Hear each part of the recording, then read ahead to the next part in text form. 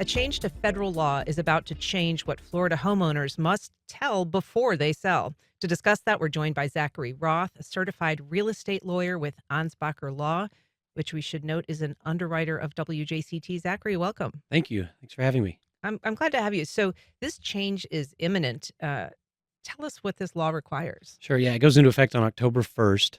And what it says is the seller in all residential real estate transactions, so this wouldn't apply to commercial transactions, must give a certain disclosure regarding flood experience with their property. The statute provides the disclosure. And so basically, it's a form that's going to be attached to your standard contract. And you have to check yes or no on two things. One is, have you ever made a flood insurance claim on any flood policy that you would have, including any one that you have through the National Flood Insurance Program? And two, have you ever received federal funds based on such a claim? And that's all that you have to check yes or no. So, prior to this law taking effect and up until October 1st, when it does take effect, what rules were in place regarding flooding? Yeah, there's no explicit rule that was on point. I don't really see this as being a huge change in terms of if I was going to give advice to a seller what they should do, because we've had for several decades the requirement to disclose known issues that aren't observable to the buyer. And in my opinion, if a home floods anytime it rains, that's probably an issue that you have to disclose even without a specific statutory required disclosure. So I don't think at the end of the day this really changes that much, except that if you've had flood events in the past and you've done work to your property to change that and cause it to where it doesn't flood anymore, you still under this statute have the obligation to provide this disclosure. But I don't think in the past you would have had to disclose it because that issue would have been remedied. So it's not a material issue affecting the value of the property. I mean, you're saying prior to this law taking effect, you were required to disclose, for instance, a known issue like if your house floods all the time. But what if somebody's home flooded just that one time during Irma or Matthew? They wouldn't have had to disclose that. Yeah, there's arguments that are made on both sides, but I agree with you on that. The way I look at it is hurricanes are not normal circumstances, and we should all assume that things get wet in hurricanes. Water's going to come in roofs. It's going to come up. It's not a normal event. So I think there's a good argument that you didn't have to disclose that. I tend to take the position that would you rather defend a lawsuit later or go ahead and make it clear now that, hey, it only happened once. It was Irma. Because just like we're saying, it's a unique event. I think most buyers are probably going to view it that way too. It was a unique event. I'm talking to Zachary Roth. He's a real estate lawyer here in Jacksonville, and he's talking about a new law that takes effect October 1 regarding what sellers must disclose about previous flooding in their homes. You can call us at 904-549-2937 if you have a question or a comment, or you can email us at firstcoastconnect@wjct.org. I was out running my sump pump last night. So flooding is an issue that has always been a periodic problem, but it more and more seems to be every day. Certainly the last 3 weeks, it's been kind of an everyday problem in a lot of neighborhoods. Yeah, it's funny that you say that. Last week, I have a toddler, and we were out in our yard, and she was waist deep in the water in our yard just because of all the rain that we've had. So I think that's part of the reason we're seeing this change in the law is because it's becoming so common. And there's probably a lot of factors with that. I'm not a scientist by any means, so I don't talk about climate change. But the fact that you have so much more development, for example, that reduces the impervious surface that allows water to drain out. The more buildings there are, the less places there is for water to go. That just is the natural way that things work, and it's going to result in water piling up. And then when we have events like we've had the last several weeks where we have crazy amounts of rain, the water has to go somewhere, and that may be inside of a building. Right. And so is this bill retroactive? For instance, it takes effect October 1, um, and my claims going forward, I would have to disclose, but prior claims, how far back does it go? What's the threshold? It's really the question is, when did you go under contract to sell the property? So it's if you go under contract on September 30th, the statute doesn't apply and you don't have to make this statutory disclosure. You still have to maybe make the disclosure I mentioned before. But if you go under contract on October 1st, you have to give this disclosure, and it would apply back as far as the seller knows. So I think the proper way to read the statute would be if you buy a property and the previous owner told you I had flooding, I think you probably still have a duty to say that you have flooding. under the statute. I don't think it's limited. Well, I've only owned it for a year, and I didn't know about flooding, even though they told me it flooded 2 years ago. Yeah. So it's basically the disclosure October 1st on. You have to give it. Up to that point, you're with the common law rule of disclosure of known issues. But either one of those would go back as essentially as far as your knowledge. Okay. We've got a call from Lori in St. Augustine. Good morning, Lori. Go ahead. Good morning. How are y'all? Very good. Yeah, I'm a Florida native. Live in St. Augustine now. I'm 63, and I've probably seen 50 named storms in my life living here. And I just think it's a little bit not dishonest, but it isn't quite truthful that a hurricane is a one-time event, because we have hurricane season every year here, June to November, and we have storms every single year.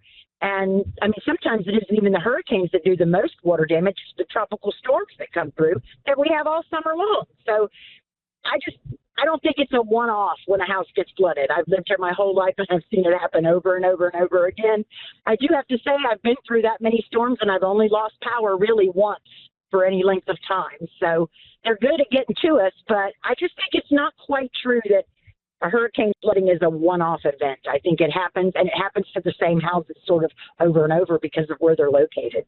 Yeah, it's a good comment, Lori. I mean, increasingly, as we know, I mean, the intensity of some of these storms is growing. The frequency of them may or may not be increasing, but um, is it considered a one-off when a house floods in an extreme event like a hurricane? I, Earlier you used the example of Irma, and I do think Irma is a one-off when you compare it to Dorian and some of the other ones we've had. The damage here is dramatically worse for Irma than it was for some of these other named storms that we've had. So I think it's a matter of degree. There's a difference between every named storm and certain named storms. Hurricane Andrew is very different than a lot of the storms they've had in Miami, for example. But that goes back to my original point that I think, as an attorney, I would counsel that you're better off being careful and making the disclosure, even if you explain, but it only happened during Hurricane Irma, because I think the ramifications, you're probably better off avoiding them. One, I think it doesn't explicitly say it in the statute, but with most of these, the way the legislature has intended it is that the contract is voidable up to closing if the disclosure hasn't been made. And so that's part of it. You could go through the entire process and lose your closing. But then beyond that, say they go ahead and close and then it floods and they find out that you had made a claim and you didn't make the disclosure. Even if you didn't have to make the disclosure, the cost of being right, if they come and try to sue you, is probably not worth the cost of giving the disclosure on the front end. Is it public information? I mean, if I buy a house and it floods and I'm wondering, did this house ever flood before? Did they give the proper disclosure? Like, how would I find that out as a homeowner if you had made a claim? You probably won't be able to, unless maybe your insurance agent can find that information for you if there's some type of history for that property. But my guess is a buyer can't, which is why we're saying sellers have this duty to disclose it, because they're the ones in position to know. So in order to find out that information, you'd almost have to file the lawsuit against the former owner to receive that. Probably. Yeah. Yeah. So what do you, up until October 1st, I know you're recommending sellers disclose out of an abundance of caution, but if somebody's right now looking at a house or under contract to buy a house, what should they be asking? I mean, I think the straightforward question is, has the home ever flooded that you know of? And if it did flood, did you make an insurance claim on that? And if so, was the claim honored or was it denied? Because I think those are all helpful information to have, because just because you had a water claim doesn't mean flood insurance covered it. One thing I did want to point out that's a common confusion. This doesn't apply to all water damage. So a roof leak, for example, is not something that has to be covered by this. We're talking about flood waters, meaning rising water. So water coming somewhere from the ground up, be it, overflows of a lake or a river, or standing water from rain or from drainage ditches, things like that. We're not talking about leaks when it happens to rain, even though that's water damage. We're talking about water coming from the ground up as opposed from the sky down. And typically, though, you'd also have to disclose if you had a leaky roof, right? That's sort of one of those latent. Correct. Yeah. Correct. But that falls under that common law obligation to disclose it, as opposed to this new statutory check the box form that's attached to the contract. So you're saying there's nothing stopping a purchaser from asking those questions. Is the seller required to truthfully say if they've filed a claim up until October 1st when this law takes effect? So most most transactions actually have a seller's disclosure, and there already is a question on that seller's disclosure that sellers fill out. So this really doesn't change what most sellers are doing anyway. But yes, I do think you have an affirmative duty to provide that, because I think flooding is something that almost certainly is a material issue that affects the value of the home, and is probably not readily observable to the buyer. Now, if you were out looking at a house last week, maybe there's an argument that, yeah, it's pretty readily observable. There's water Right. everywhere. But generally speaking, unless we're having that moment, you can't tell where the water is going to come just by looking necessarily at a property. So I do think that's an affirmative duty on the seller to disclose that. Would you anticipate that people would be increasingly reluctant to file a claim in the event of a flood event in their house based on this new law? And I mean, I would say that sometimes people are reluctant to file an insurance claim simply because they're worried that their rates will go up, Right. just by virtue of sort of calling attention to their policy. I could see that concern, and my thought on that would be that it shouldn't affect you, because once the house floods, you probably now have an affirmative duty to disclose it, even if it's that common law duty we've talked about. So what is the harm in also making a claim at that point and making sure you get made whole when you're going to have to tell any buyer that it's flooded either way? So even though this law requires disclosure based on a claim that's been filed, you believe that they have an affirmative duty to disclose a flood regardless? Yeah, there's Florida case law from a 1985 Supreme Court case called Johnson versus Davis that says a seller of residential property has an affirmative duty to disclose known issues that materially affect the value of the property Gotcha. that aren't readily observable to the buyer. And I think flooding is definitely something that falls into that, absent it being a very unique circumstance. I think flooding falls into that anyway. So even if you don't make a claim, if it flooded and you say, well, I'm going to take care of this myself because I don't want to have to disclose it, that ship has probably already sailed. So you've spoken to us before about things that are required disclosures. So now, in addition to this law that's going to take effect next month, there are a number of things. Run us through some of the standard disclosures that are required of a seller. There are some statutory ones, like you have to disclose the potential presence of radon, for example, and that's in every standard form contract. There are also HOA and condo disclosures that you have to make.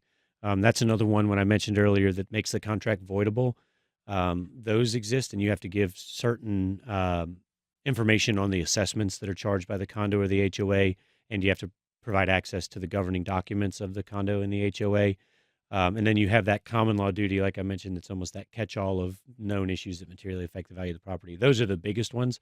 Statutorily, the ones you're talking about are this new flood disclosure, condo, HOA, radon, but it's in every standard form. Um, is also things like code enforcement claims that are pending or have existed, or lead paint. Is that part of the catch-all? Yeah, Or so lead-based paint is a federal required one that if the home was built before 1978, when lead paint was banned, you have to give notice that the home was built before 1978 and it could have lead paint, and then you have to identify whether you know or don't know whether it has lead paint. You don't have to investigate; you just have to say whether you know or don't know. Um, and then on code enforcement and those type of things, I'm not aware of a law that says that you have to disclose those, but every standard contract that exists has a disclosure in there for things like that.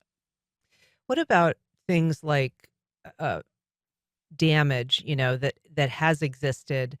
I mean, things like mold, I think, is always one big one that gets attention. Yeah, that's a good question, and that's one I think where a lot of attorneys fight on that, because that probably falls under that Johnson versus Davis materially affecting the value of the property discussion we've had. And in that scenario, the question largely comes down to a matter of opinion of, well, if it's been fixed, is it still an issue affecting the value of the property? Because the property now functions like it's supposed to. It goes back to the discussion we had about murders that happen in a house. We've talked about that when I've been on before. That the house functions like it's supposed to, so we don't consider that an issue materially affecting the value. Same thing if you had, say, a roof leak and you fix it and the roof doesn't leak anymore. Well, there is no item materially affecting the value of the property because the roof works like it's supposed to. And so the item, say the mold example that you used, if the underlying cause of the mold has been remediated and the mold has been remediated, is there still an issue? I think there's a very good argument that there's not, and there's nothing there to disclose. And big picture, the things that must be disclosed typically are things that a buyer could not see. They're known as latent defects, as opposed to something that's just visible to the eye, which you don't really have to disclose. Yeah, the example I use is a broken window or a light bulb that doesn't work. That's pretty obvious to everybody that that's happened. You don't have to write down that the window's broken. But if you have a roof leak that you've painted over, or there's termite damage inside the walls that they're not taking an inspection where they're taking the drywall off and looking at that, those are things you have to disclose because a buyer can't go in and see that. All right. Well, Zach, thank you so much for coming on the program today. We love having you on and answering, important questions for homeowners. It's my pleasure. Thanks for having me. Really appreciate it. All right.